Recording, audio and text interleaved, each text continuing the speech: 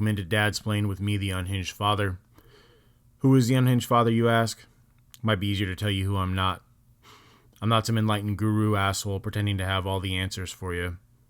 I'm also not someone who's given up on life and decided to become a fatfluencer. Nope. I'm somewhere in the middle.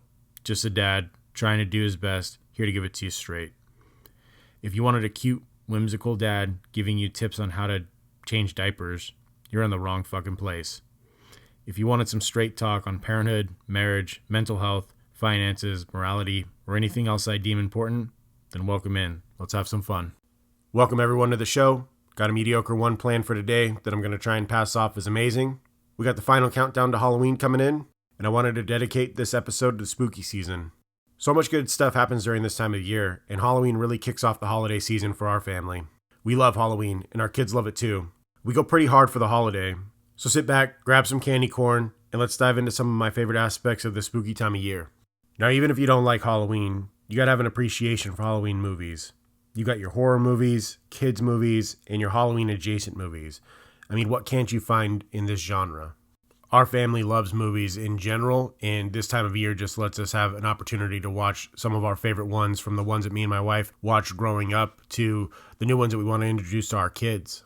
And you can't even discuss this genre without touching on Tim Burton. That dude does everything with an eerie and macabre sense of beauty. Right now, my son loves Nightmare Before Christmas and Corpse Bride.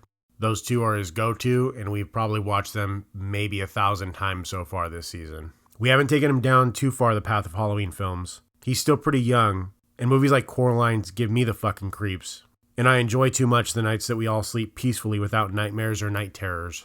And he's a little too young for this one, and even though it's not truly a Halloween movie, this time of year always pushes us towards the Harry Potter series. Witches, wizards, dragons, ghosts, flying pumpkins, a pasty dude with no nose and a strong desire to take over his old high school. The Boy Who Lived always makes an appearance with these muggles, mostly because my wife is a total Potterhead, and she's indoctrinated me into the wizarding world. More to come on this later.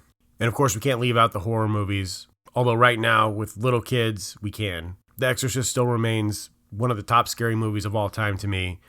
And although it doesn't scare me like it did, the bane of my childhood was that little shithead-possessed doll Chucky. I was too illogical to be like, dude, even at 8 years old, I'm like 3 times bigger than this fucker. Just lock that motherfucker in a box forever. There are tons of great movies out there. Which movies did I leave out that are a must for you and your family this Halloween season? What else makes this time of year great? Of course, it's the chocolate and candy. Who as a kid didn't love filling a pillowcase full of teeth-rotting sweets and having at least a week's worth of stomachache-inducing snacks? Now, even back in my day, we were checking for razor blades and holes where poison could have been put in. But mostly, I think my parents just wanted some of that chocolate for themselves. Today, in a world of fentanyl and high-tech gadgets at everyone's fingertips, I'm almost tempted to just trade my son his bag of candy for a store-bought bag. I know I've probably got nothing to worry about, but at the same time, it's always in the back of your head that there's just some crazy asshole out there that's going to do something stupid like that. So I'll be like every other overprotective parent out there, checking each piece of candy, probably eating the ones that I think are questionable. Now, Halloween is synonymous with copious amounts of chocolate. When you were out working those mean streets, what were you hoping would be dropped into your sack? I remember Snickers, Reese's, and Kit Kats being kind of the most common candies that were always out there. But for me, I was always hoping for that elusive Butterfinger or maybe a box of Nerds. And we were always at the ready to prank those dickheads giving out apple slices or toothbrushes. Like, what the fuck are you thinking? This is America. Give us that artery-clogging goodness. Get your unsolicited health out of my face. And I'm not really sure how the candy game has changed over the years. Seems like it's one area that we have stopped trying to progress. Guess you can't reinvent the wheel. So what were you praying to get on Halloween? Or what are you hoping that your kids get this Halloween that you can, quote-unquote, check to make sure that there's no razor blade in? And which one were you more than ready to give to your parents? Moving on from that candy, we can't also forget the costumes that go along with this day. Now, we live in 2023, and I'm what the kids may refer to as a boomer, so every day seems like Halloween to me. But on this day, we get to pull out all the stops and dress up however we want. Not gonna lie, I was never really all that great with costumes. I was probably the kid version of a sorority girl putting on cat ears and minimal clothing to be a cat. Ninja, football player, pirate, clown. I went through all your basics. My most risque outfit was when I dressed up as a girl one year. I'm just thankful my parents didn't take that as me showing my true self and helping me make that a permanent costume. I made one fucking ugly girl, that's for sure.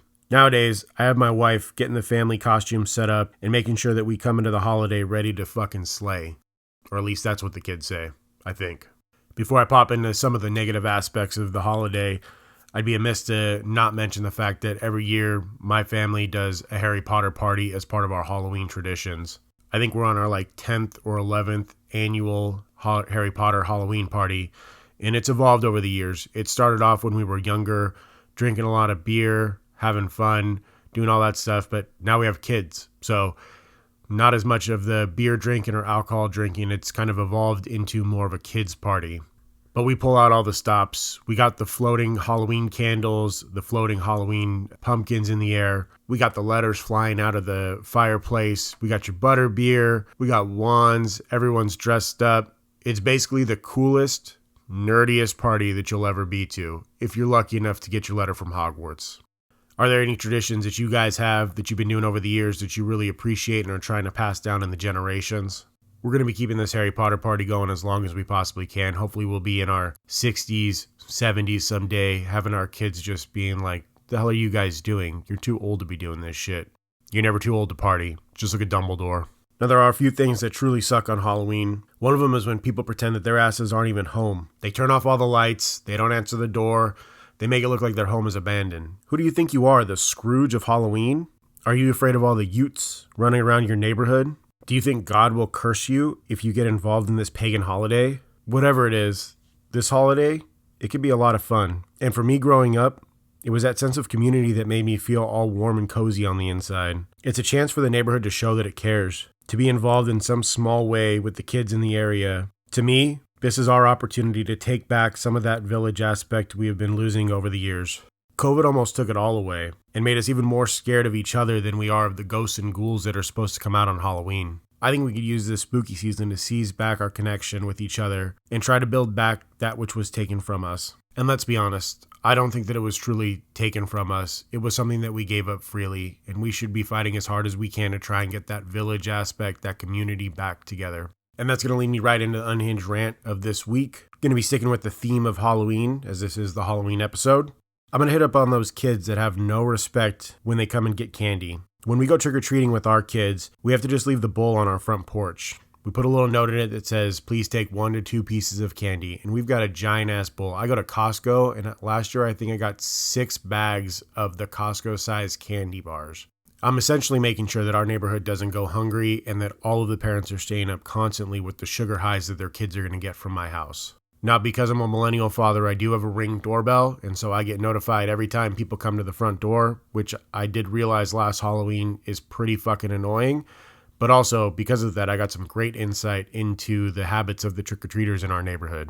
And in the beginning of the night, I could see that most of the kids were pretty respectful, grabbing 1 to 2 pieces like the note said. But as the night dragged on, I started to see these teens/wild animals tearing into the candy bowl, laughing and dumping the whole bowl into their bags. I kept on refilling it as we would pass by our house, just to see different kids, or sometimes even the same kids, coming back and doing the same shit. It was a sad display of our indulgence, greed, and lack of respect. I kept on filling it back up as I put my 3-year-old to bed, mostly to get rid of all that chocolate in the house. But I also did it because there would be a considerate kid in between the screaming candy banshees visiting my front porch. Now I know that teenagers can be real shitheads, and ultimately, it most likely comes down to the way that they were raised. And lo and behold, my theories played out in front of my own eyes. My Ring cam caught some adults rushing to the bowl of candy as if it were filled with cash or cocaine. They laughed and dumped the candy into their kids' bowls. I was like, no wonder your kids act like this. Just look at the way you're modeling for them. You've got to be fucking kidding me. If I saw my kids act like this, I would lose my shit. I was seeing images of those hooligans from the movie Hocus Pocus taking candy from kids and vandalizing houses. It's like the parents were trying to do their best impersonation of Jay and Ice from that movie. The next day, I went out to our front porch and just found candy all over the place. It was all over the porch. It was in our planters. I think I found some of that shit on the roof. It was an embarrassing display of a dark side of human nature, and one that my Fire TV kept showing me over and over again as new pods of Halloween animals arrived at my front door, and my Ring caught the animalistic side of their nature. This year, I'm tempted to put my Bluetooth speaker by the front door, and anytime I see this display happening, hitting the chainsaw sound effects and scaring the shit out of anyone that's up there throwing candy in that bowl. It's still shocking to me to see parents and kids acting this way for something as minuscule as candy for chocolate. Like I said, it's just an example of the bad side of our human nature that pull towards greed, towards indulgence, forgetting who you are and who you want to be. I know that I can't change other people, but I'm definitely going to be trying to raise my kids to not be little shitheads like that.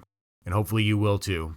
And that'll do it for this week's episode of Dadsplain with me, the Unhinged Father. New episodes coming out every Wednesday now, new day. I apologize this week for probably being a little bit of an octave lower. I'm still getting over that illness that came about from my kids last week. If you enjoy the episode, enjoy the content, or just enjoy my sultry voice, follow me on Spotify, Apple Podcasts, wherever you listen to your podcasts. If you do enjoy it, give me a 5-star review. Definitely helps out. I'm going to continue down this little experiment of a podcast and see if I'm any good at it.